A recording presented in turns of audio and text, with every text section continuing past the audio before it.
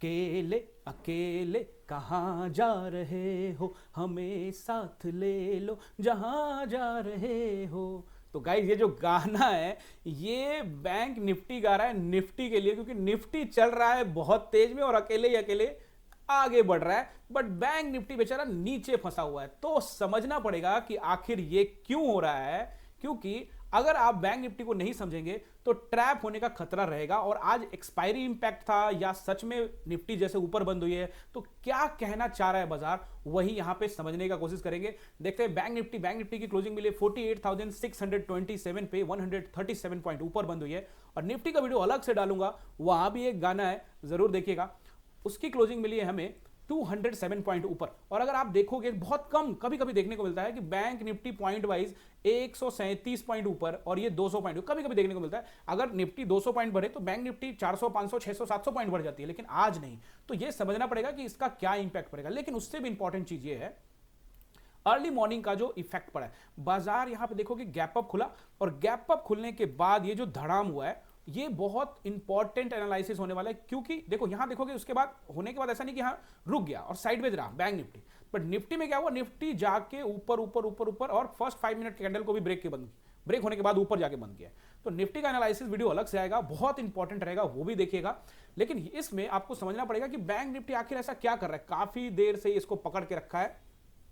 तो ये एनालाइज करने वाला हूं पूरा, तो बिना स्किप करके देखिएगा और समझिएगा कि पॉइंट टू पॉइंट कि किस तरह से मार्केट रिएक्ट कर सकता है। वन डे टाइम फ्रेम में जाके आपको सपोर्ट रेजिस्टेंस बताने वाला हूं। हमारा जो एनालिसिस है वो इस पर केंद्रित रहेगा कि बाजार में अगर निफ्टी में खरीदारी हो रही है या 2 दिन से निफ्टी ग्रीन है, तो ऐसी स्थिति में बैंक निफ्टी थोड़ा थोड़ा ऊपर चल रहा है, मतलब ग्रीन में बंद हो रहा है या फिर कुछ ना कुछ पॉइंट ऊपर जा रहा है, लेकिन वैसा नहीं चल रहा जैसा बैंक निफ्टी से आप एक्सपेक्टेशन रखते हो कि बाजार इतना तेजी से ऊपर जा सकता है। तो ये समझना बहुत इंपॉर्टेंट है। तो वन डे टाइम फ्रेम में एनालिसिस करेंगे और फिर सपोर्ट एंड रेजिस्टेंस भी आपको क्लियर कट बताने वाला हूं। उससे पहले आपसे रिक्वेस्ट कि अगर अभी तक आपने हमारे चैनल को सब्सक्राइब नहीं किया तो जल्दी से करिए सब्सक्राइब, बेल आइकन दबा दीजिएगा ताकि कोई भी वीडियो आपका मिस ना हो, क्योंकि यहां मैं आपके लिए एनालिसिस वीडियो लाता हूं, साथ में ढेर सारा इंपॉर्टेंट टॉपिक भी स्टॉक मार्केट से रिलेटेड बताते रहता हूं। तो सब्सक्राइब ही नहीं करना है और बेल आइकन भी दबाना है। और आपके लिए टास्क भी है, आज बहुत सारा टास्क आपके लिए दे रहा हूं।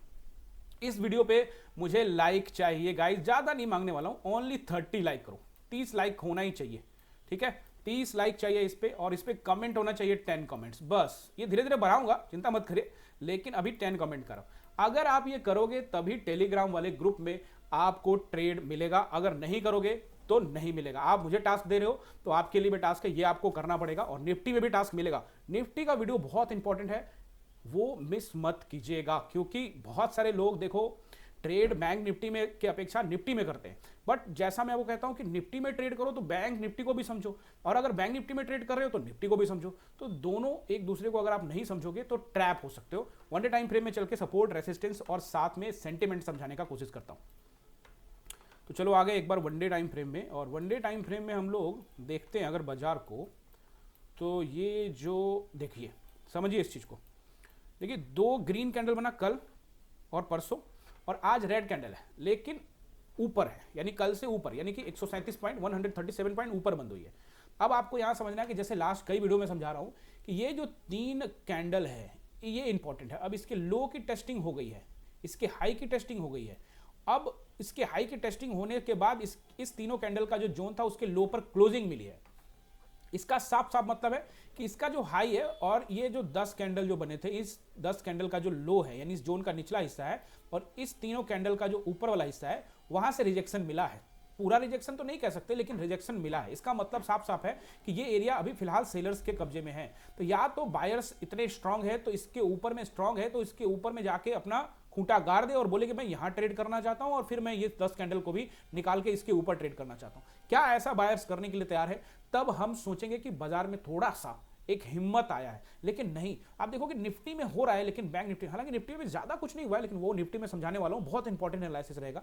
तो अभी आपको क्या समझना है? अभी समझना है पहला रेसिस्टेंस जो नोट करना है वो वही रहेगा 48,680 एंड 48,780। इसको तो आप नोट कर लो।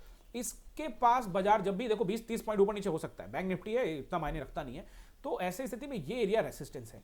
अगर बाजार को सच में उसके ऊपर जाना है तो उसको टाइम बिताना पड़ेगा, वो भी नहीं कि 15 मिनट टाइम बिता लेगा तो नहीं, थोड़ा सा टाइम बिताना पड़ेगा, ज्यादा 1 घंटा 2 घंटा, तब जाके हम विश्वास करेंगे, तब बाजार के पास अगला रेसिस्टेंस मिलेगा।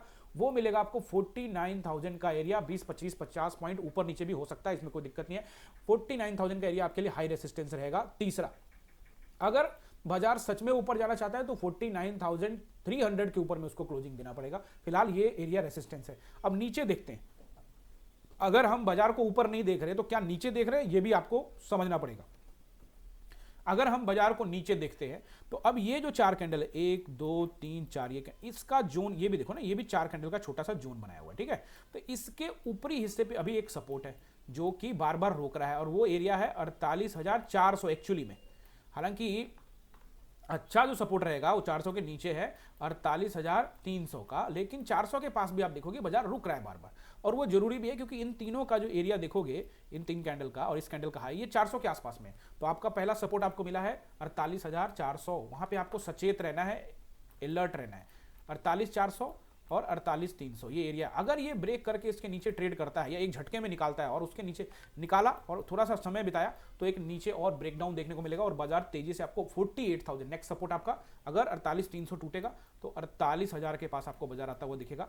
वहां पे सस्टेन करता है तो ठीक है, और अगर उसको भी ब्रेक करता है तो फिर उसके लिए मैं तैयार हूं। 47,780 और 680 का जो लेवल है वो आपको दिखा सकता है। तो ये सपोर्ट एंड रेजिस्टेंस है। और मार्केट को समझाने का कोशिश किस तरह से आपको समझना है, मार्केट जो है आप देखोगे एक तगड़ी गिरावट के बाद 2 दिन 3 दिन ऊपर गया, फिर उसके बाद फिर यहां से छोटा सा गिर के छोटा छोटा ऊपर जा रहा है, फिर यहां से गिर के छोटा छोटा ऊपर जा रहा है। तो अभी पिछले हाई को ब्रेक करेगा। हालांकि ये हाई उतना इंपॉर्टेंट नहीं है, अगला हाई जो है वो ये इंपॉर्टेंट है, और वो है 49,700 के ऊपर में क्लोजिंग दे दे, तब हम देखेंगे कि बाजार में अप ट्रेंड आ सकता है या नहीं आ सकता है, और फिर निफ्टी का बिहेवियर भी देखना होगा। तो इसीलिए मैंने आपको कहा कि इंपॉर्टेंट रहेगा एनालिसिस, और इसको आप समझिए, और सारे चीज को अंडरस्टैंड नहीं आ रहा तो दोबारा देखो, सब कुछ समझ में आ जाएगा, क्लियर कट हो जाएगा।